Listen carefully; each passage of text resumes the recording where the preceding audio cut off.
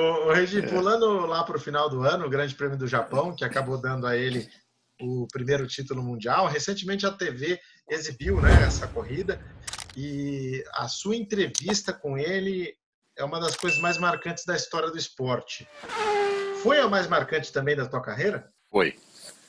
E posso dizer, foi a dele também, pelo menos ele disse isso. Imagine, numa época em que mais tarde, a gente estava brigado, sem se conversar, aí um repórter perguntou para ele qual era a grande entrevista que ele tinha dado, ele falou que foi aquela. É que foi, nossa, e é uma entrevista que nunca foi ao ar na íntegra, entendeu? É uma época em que mesmo a Globo não levava esse aparato todo para as corridas, e lá eu tive que contratar um cinegrafista japonês para trabalhar com a gente. Tá? Eu conhecia muito a chefe da FGTV, que era, na verdade, uma italiana, morava no Japão, uma italiana, Maria, e ela, italiana Nisei, né? E ela arrumou esse cinegrafista para mim. Inclusive, não cobrou. Imagina, eu falei assim, ó, Maria, me arruma isso e a TV Globo você faz uma fatura e tal. Ela não cobrou nada. E esse cinegrafista me deu as fitas originais dessa entrevista depois. Tenho 3 fitas guardadas na minha casa até hoje. Claro que todas elas foram geradas para a Globo tem isso no arquivo, e as originais numa fita que até num formato que a gente nunca usou no Brasil, né? Que não era nem beta nem VHS, a gente nunca usou no Brasil, e ela inteirinha nunca foi para o ar. E é uma entrevista em que eu me senti, olha só, era o começo de um problema que eu vinha ter com ele lá em 90, mas era um comecinho nesse final de 88, depois foi apagado, tal, a gente conviveu muito bem durante 89 todo, tal, mas era um começo. Então, por causa disso, eu levei a entrevista muito para o lado pessoal, sabe? Muito para o lado pessoal. Fiz a entrevista profissional que tinha que ser feito sobre a corrida e tudo mais, até curioso, porque eu estava de costas para um telão. Naquela época, o Japão já tinha um telão. Uhum. Né? No mundo inteiro não tinha um telão para a torcida acompanhar a corrida toda, telão enorme, e ele de frente para o telão. Então, durante toda a entrevista, estavam passando a volta final e a chegada dele, então, ele falava, mas se olhando no telão, quer dizer, assim, se admirando, né? Admirando o feito que ele tinha acabado de conseguir. Mas, passada essa parte jornalística de explicar a corrida, eu levei muito para o lado pessoal, perguntando se, no decorrer desse sucesso dele, ele tinha deixado alguém para trás, alguém em dívida, que se ele se sentia em dívida com alguém. Eu estava me referindo a mim. Uhum. Né? E ele percebeu. Ele se saiu muito bem, ele disse que sim, que tinha muita gente para quem com quem ele se sentia em dívida, que era toda a família dele, todos os amigos, a garota dele, que ele fala, que na verdade depois a gente veio a saber que era a Adriana, não a Adriana Galisteu, a Adriana, e a mim, que recentemente escreveu um livro. Eu li até o livro dela, conta todos esses detalhes. Uhum. Ele fala a minha garota, tanto que o livro chama A Minha Garota, o nome que ela escolheu para o livro. Então ele fala isso, começa a chorar e tudo. Terminada a entrevista, o fotógrafo Keith Sutton, que é um dos melhores da Fórmula 1 e que foi, no início da carreira do Senna, era um fotógrafo dele, ainda na Fórmula 3. Todos os pilotos contratavam um fotógrafo que era para mandar material para o Brasil, né, para fazer os press releases e tal, numa época em que não chegava notícias no Brasil de tudo, não existia internet, nada disso. Então o Keith Sutton tinha sido isso para ele, e terminada a entrevista, o Keith veio falar comigo qual era o assunto dessa entrevista que fez ele chorar tanto, que ele nunca tinha visto o Ayrton chorar tanto assim. Mas foi muito bacana, uma coisa bem levada bem para o lado pessoal. E gozado que agora, lendo o livro, tem muita coisa que eu vejo no livro, que ninguém sabia, que só era coisa dele e da Adriana, que eu vejo refletido naquela entrevista. Uhum. Muita coisa. É bacana. Tem aquela frase clássica dele, né, que ele diz que esperava melhorar como pessoa. E você pergunta Isso, exatamente isso. O que significa melhorar como pessoa? isso, E isso, ele isso. diz que ele é um cara muito novo ainda, que tem muito tempo pela frente. Então, foi uma autoanálise ali que a gente não voltou a ver no Senna, pelo menos assim publicamente, na imprensa, a gente não voltou a ver. Exatamente, exatamente, Tiago. Não voltou a ver na imprensa e eu acho que eu acho que ele não voltou a se fazer. Com certeza. Talvez no Porque turbilhão nem tenha dado tempo, né? exatamente. E no crescimento que ele teve na sequência daquilo, no crescimento mundial como ídolo, ele não entrou nesse turbilhão que ele não teve mais condições de fazer essa autoanálise. Eu acho, sinceramente, que isso foi o que faltou a ele. Faltou a ele em várias coisas assim que, do lado humano, pessoalmente, ele acabou cometendo. Sabe? Com Uhum. outras pessoas, não estou falando comigo, não, com outras pessoas. Até comigo passou, resolveu-se a situação e tudo, mas fez com que ele, vou definir direitinho, fez com que ele tirasse o pé do chão. Uhum. Né? Ele perdeu o apoio. Uhum. Teve um momento que ele, na verdade, em qualquer momento da vida dele, numa entrevista ou num dia a dia, ele estava meio que flutuando. Você acha, Regi, que muita gente diz isso, que ele estava se reencontrando ali em 93, 94, que ele estava voltando a ser aquele garoto lá de trás que queria melhorar como pessoa? Acho que sim. Eu já pensei nisso. Eu acho que isso começou em 92.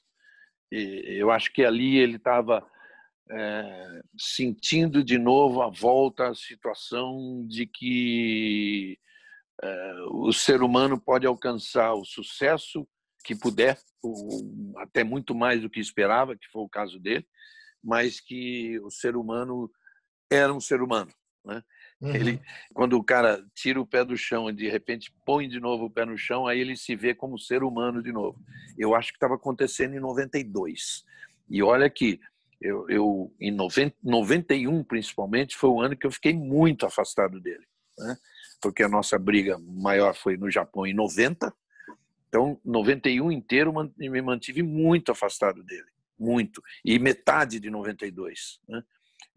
Eu conto essa história no meu livro, que foi no meio de 92, foi em julho, foi no Grande Prêmio da França, em Mahincourt, que ele me chamou pela primeira vez para conversar comigo, depois de, imagine, 1 ano e meio, né, que a gente estava distante. 1 ano e meio mais até, porque se você considerar o ano todo de 91, mas o Grande Prêmio do Japão de 90, que aconteceu em novembro, então você bota aí 13 meses, mais 7 de julho, 20 meses, né, afastados. E aquele Grande Prêmio, o que aconteceu naquele Grande Prêmio? Aquele Grande Prêmio foi aquele famoso em que os caminhoneiros franceses fizeram uma greve espetacularmente bem feita, que eles bloquearam a estrada da França, de Paris até Mahincourt, por causa do Grande Prêmio, mas assim, eles bloquearam sem que a polícia pudesse fazer nada, sem que a justiça pudesse tomar qualquer medida contra eles, porque, na verdade, havia passagens. Ou seja, quem saiu de Paris chegou a Mahincourt, que foi o meu caso. Só que uma viagem de 2 horas eu demorei 6. Né? Porque eles faziam bloqueios, mas onde tinha um momento da autoestrada, não era nem autoestrada, já estava fora da autoestrada. Tinha um momento em que você era só seguir reto para chegar em Mahincourt e o cara, estava lá os caminhoneiros dizendo para você entrar à esquerda. A gente entrava à esquerda, como eu entrei, era o Luiz Alfredo que fez essa corrida comigo. Estava eu e ele no carro. A gente entrou à esquerda, percorreu 30, 40 quilômetros de uma estradinha vicinal cheia de curvas, e quando eu retomei a estrada em que eu deveria estar, eu percebi que eu estava voltando tipo 100, 200 metros à frente do lugar que eles me fizeram sair. Impressionante. Impressionante. É o conhecimento mesmo, pegaram um mapa da França para fazer aquilo. Bom, enfim, por causa disso, o repórter nosso era o Roberto Cabrini, e por causa disso a Globo deslocou o Cabrini para cobrir a greve. E fiquei eu na Fórmula 1. Só que eu não tinha acesso ao Ayrton. Então, o que eu fazia? E a briga foi tão forte na época máxima da briga que ele exigiu, entre outros, não é bem essa palavra, mas ele fez um acordo ali que nas minhas matérias não poderia nem ter uma fala dele que fosse obtida por outro. Olha só, que coisa, hein? Entendeu? Então, o que acontecia? Por isso é que foi contratado o Roberto Cabrini para fazer. Antes de ser contratado o Cabrini, eles tiraram os repórteres de Londres, vários, o Marcos Uchoa, a Valéria Sferi, o Cílio Bocaneira, eles se revezaram fazendo corridas e aí acabaram contratando o Cabrini para fazer isso, que é para não ter que não tinha de fato o contato comigo. Mas quando a gente estava voltando a falar desse amadurecimento dele, que para mim começou em 92, quando chegou em julho, o que acontecia nessa época toda? Quando chegava o momento dele falar com os brasileiros, estava o grupinho ali, né, no paddock de brasileiros, e ele falando, gravando em rádios, né? A televisão é nossa, nós éramos os únicos que tínhamos o direito. Mas ele gravando para a rádio e falando com os jornalistas, eu me postava a uma certa distância, sem entrar na roda, né? Eu não queria entrar nessa roda, participar dessa roda, mas eu me postava a uma distância capaz de ouvir boa parte, tinha boa parte que eu não conseguia ouvir boa parte para a minha informação, para a informação que eu ia usar na matéria, tá? Mas sem ter uma fala dele. Sim. Fiz a coisa dentro da maior ética possível, do maior nível de ética possível. E foi isso que ele percebeu. Ele percebeu durante esse decorrer desse ano, desse campeonato de 92, que quando chegou em julho, era metade do campeonato, aconteceu a mesma coisa, eu fiquei à distância, lá em Mayencourt. Terminou a entrevista deles, eu fui embora para o nosso caminhão da Globo para escrever, gravar e produzir a minha matéria toda. Quando eu terminei a matéria, já quase anoitecendo, eu fazia isso normalmente. Eu saía andar pelo paddock, aquela coisa de relaxar, passava sempre num motorhome, geralmente o motorhome era um pessoal da Honda que cuidava, então era o pessoal da McLaren, né? E eu passava lá, tinha normalmente eu não vou chamar de garçons, mas os caras que serviam as pessoas lá, e eu ia lá e tomava a minha cervejinha antes de ir pro hotel, a minha cervejinha relaxante antes de ir pro hotel. E eu tô nessas, a caminho do motorhome, da barraca, não do motorhome, né? Da barraca fora do motorhome. Quando eu acho que ele estava dentro do motorhome e me viu pela janela, ele abriu a porta, desceu e veio falar comigo. Ele falou: olha, eu noto que você, sempre que eu estou conversando com jornalistas brasileiros, você fica ali guardando uma certa distância, tal, para ouvir o que eu falo, entendo que é o que você precisa para o seu conteúdo jornalístico e tudo mais, mas eu queria dizer para você o seguinte: a partir de hoje, passe uma borracha em tudo e quando você quiser falar comigo, as portas aqui do motorhome estão abertas, bate aqui que eu vou te atender na hora. Ali foi o ponto final de uma encrenca que me fez sofrer muito. Provavelmente fez ele sofrer também, mas claro que eu fui mais prejudicado do que ele. Ele era, sem dúvida, ele era o Ayrton Senna. E eu assim, não perdi o meu lugar na Globo, o meu emprego na Globo, porque a Globo foi muito fiel e muito bacana comigo.